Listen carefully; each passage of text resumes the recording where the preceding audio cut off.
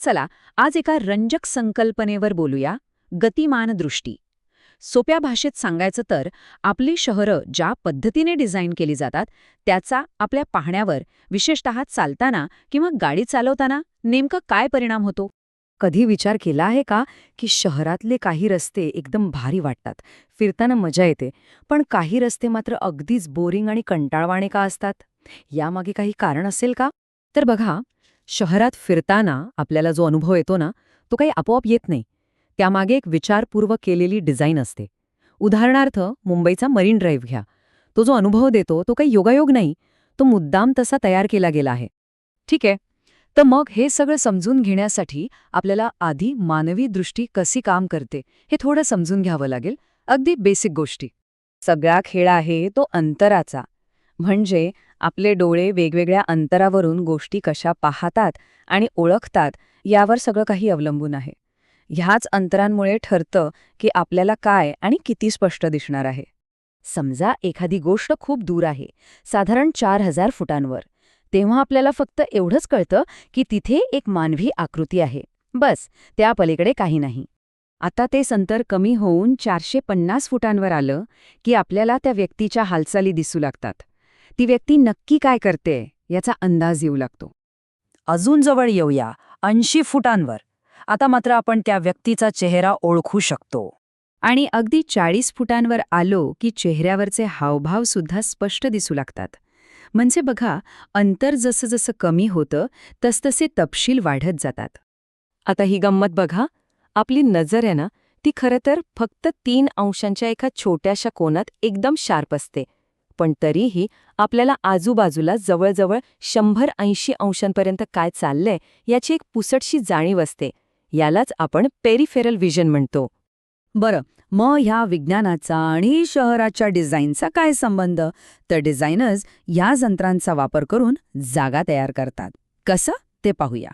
शहराचे जे डिझायनर्स असतात ना, ते आपल्या ह्याच पाहण्याच्या मर्यादा लक्षात घेऊन जागांना 4 वेगवेगळ्या स्केलमध्ये विभागतात, अगदी लहान जागेपासून ते भव्य स्मारकांपर्यंत.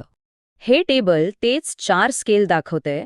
बघा, सगळ्यात लहान आहे संवादात्मक स्केल, जिथे आपण अगदी लहान सहान गोष्टी जसे की जमिनीची फरशी किंवा लोकांच्या हालचाली बघतो.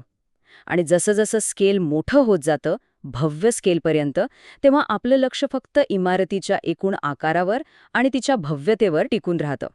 याचं एक उत्तम उदाहरण म्हणजे ताजमहाल. विचार करा, जर ताजमहालच्या मागे ती यमुना नदी आणि मोकळी जागा नसती तर तो तितकाच भव्य दिसला असता का?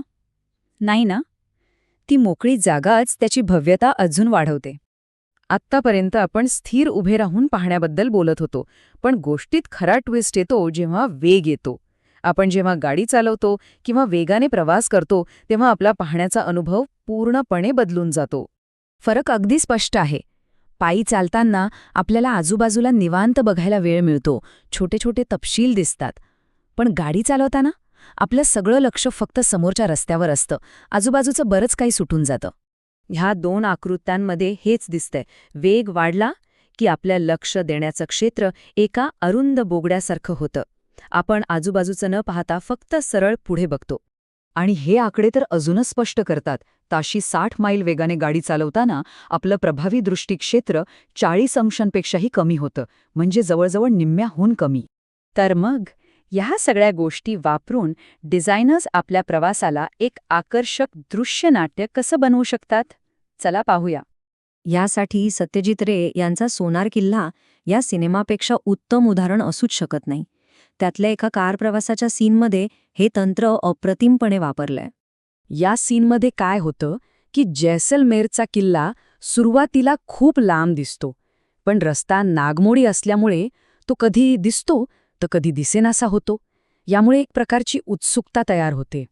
आणि मग प्रत्येक वळणावर जेव्हा तो किल्ला पुन्हा दिसतो तेव्हा तो आधीपेक्षा मोठा आणि अधिक प्रभावी वाटतो.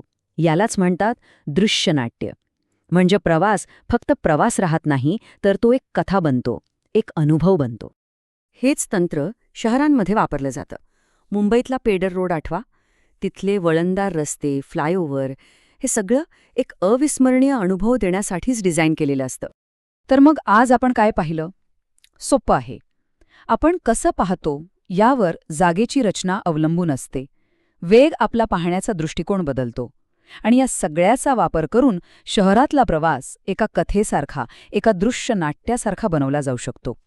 तर मग पुढच्या वेळी घरातून बाहेर पडाल तेव्हा जरा विचार करा, आपला रोजचा प्रवास आपल्याला कोणती गोष्ट सांगतोय.